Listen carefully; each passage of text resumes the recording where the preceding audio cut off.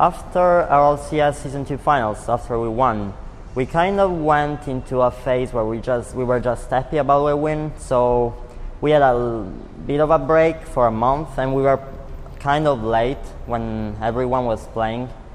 Season 2, we were like, you know, taking practice really seriously, like playing a lot, you know, at least 3 weekly. There's like weekly mini tournaments. We play at least 3 of those a week.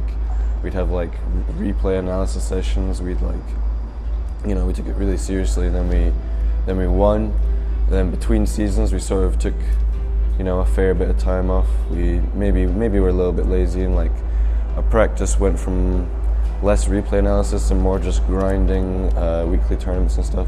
Yeah, it might have even been a full month where the last game we played was the final of Season 2. And then we came back into it. We started playing some like weekly tournaments, and we were still doing pretty well. Like we were beating everyone except maybe Mocket, but Mocket were losing to other people. So we were, you know, having a tough time to start with. But we've always been slow starters, and we've always played really well when it matters most.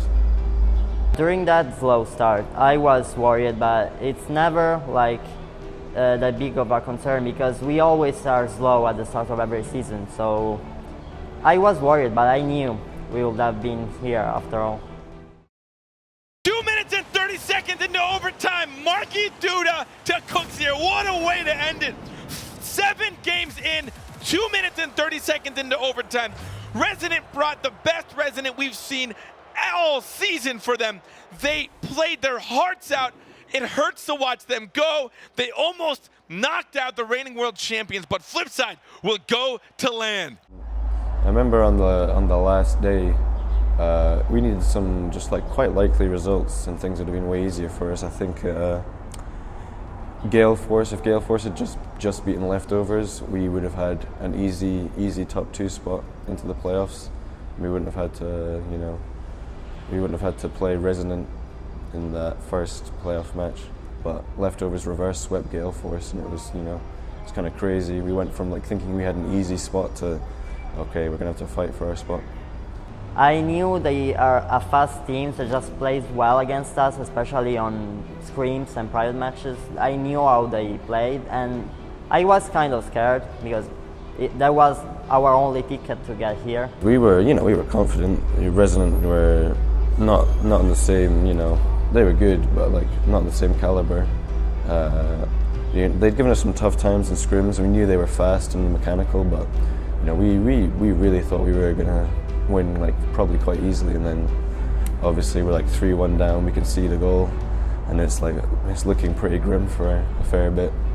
I think Cuck scored an own goal. We didn't say anything. We were like, don't worry about it. Let's just focus. Let's just get into it. And we just started shouting. It was really high energy, and we were just so like hyped and pumped by the end that like we started playing really well, like right at the end when it mattered most. And it was a good feeling when Cuck hit that goal. You know, it was shouting for like 3 minutes, just absolute obscenities. We never give up, even if it was 1 minute left. We kept trying, and eventually we just won. So that's how we do it. That's how we will ever do it. So yeah. Solidifying their spot in Season 4, giving them that golden ticket to skip all of the qualifying matches. They are now at least in the top 2 seed to land.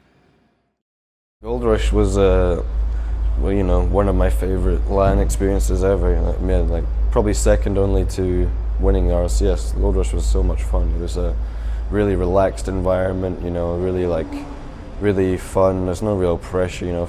If we lost, it was like, you know, you lost at Gold Rush. It was best of 3s and stuff. It was just a lot of fun, you know. Gold Rush is actually the best LAN I've ever played because it was so chill. It was a 1v1 LAN, which I also prefer over them all. And yeah, I went to Tank Queen, for example, because that guy just helped me so much in San Francisco, and James Ball, all the guys there. There was 1v1s, 2v2s, 3v3s. That was really fun, you know, a nice variety of games. Like being able to sit like right next to, like right opposite who you're playing against was like cozy, you know. It was just really fun, and like being a part of the casting every now and then was good, you know. You were able to talk about what you wanted to talk about without being, you know, because there were 4 of us on the couch. But you could talk about what you wanted to talk about without you know, having to talk more than you wanted to. Really, it was just a very, very good tournament. Really well structured. Tournaments like Gold Rush could help the community so much because the atmosphere there, it's something that we have never seen in an RLCS. So yeah, I wish Gold Rush could like continue to grow over and over.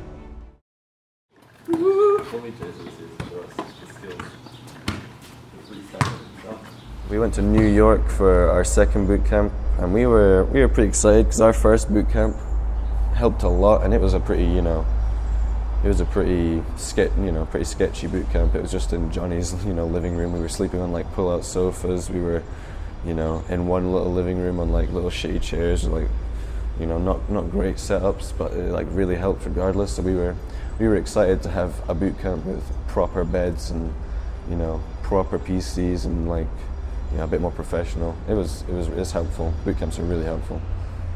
The boot camp in New York was really fun. Just as I expected, actually. 3 good PCs and just a nice house. The Flipsid team house was really nice, and our manager and owner is pretty nice as well. I like them a little bit, so that was fun.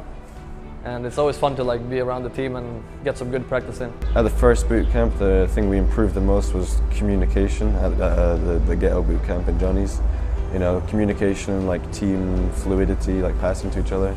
I think the second boot camp was sort of like reinforcing that, you know, because you sort of forget about it, but when you're like literally right next to the people you're playing with, you I don't know, it's something that's weird. You just play way more together. You're much more of a team, and you know, the communication improves. Whenever we go into a boot camp, it looks like we just play better than ever because we get used to each other way easier, and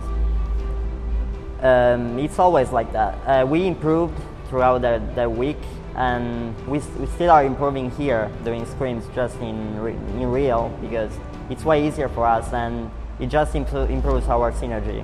Sometimes when you're online, like giving advice can seem like salty or like arrogant, but then when you're in person, you see their face, you know it's all from a good place.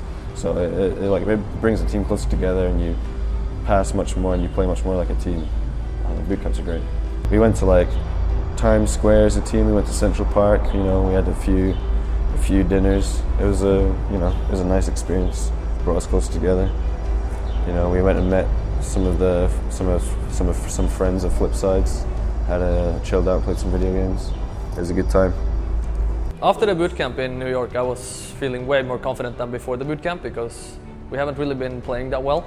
But now going into this LAN after the boot camp, I feel really good and really confident.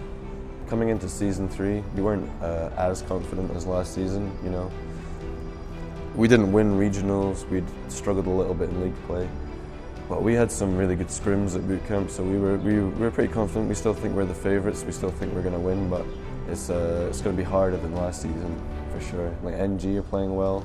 Mock aren't playing well right now, but they were playing well online. So we're confident, but not as confident. When I was on the plane to go to the RLCS in Los Angeles, I knew this time we didn't have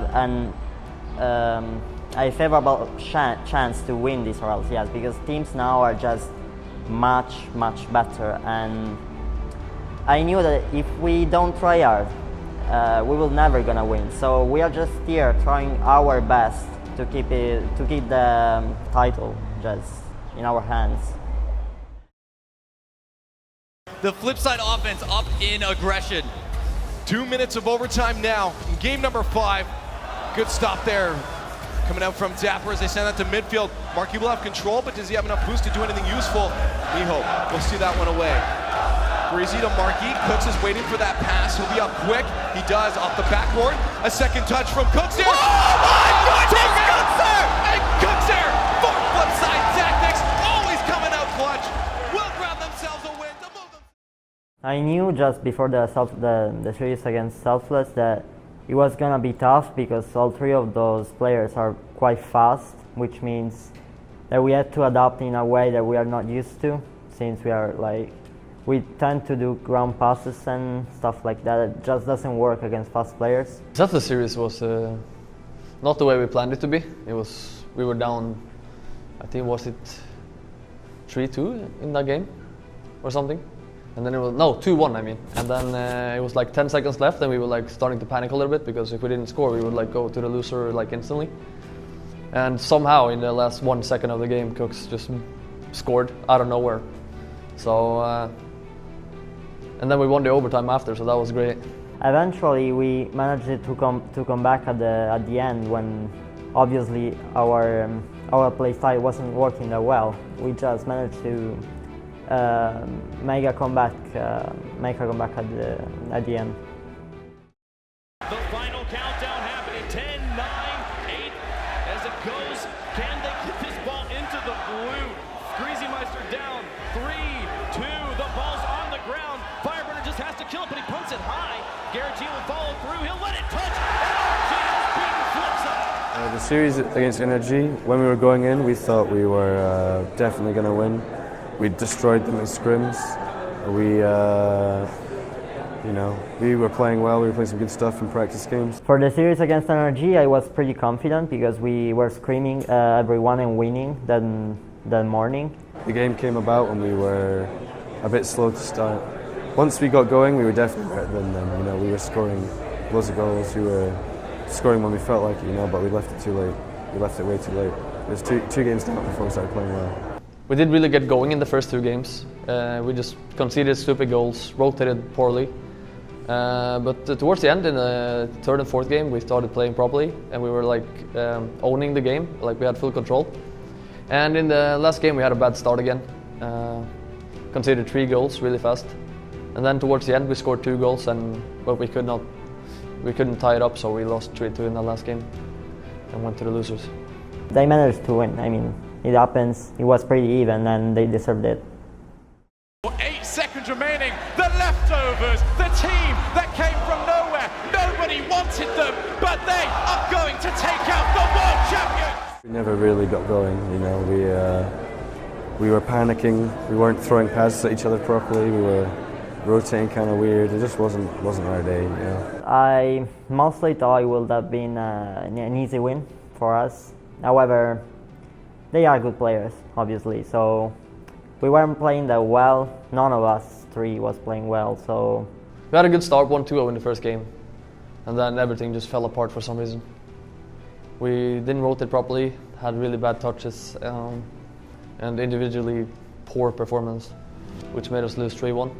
1 overcommitment is all it takes for you to concede, and we did that too much. Sometimes it happens. We didn't perform well during the whole season, so I think this wasn't our time to win, that's all.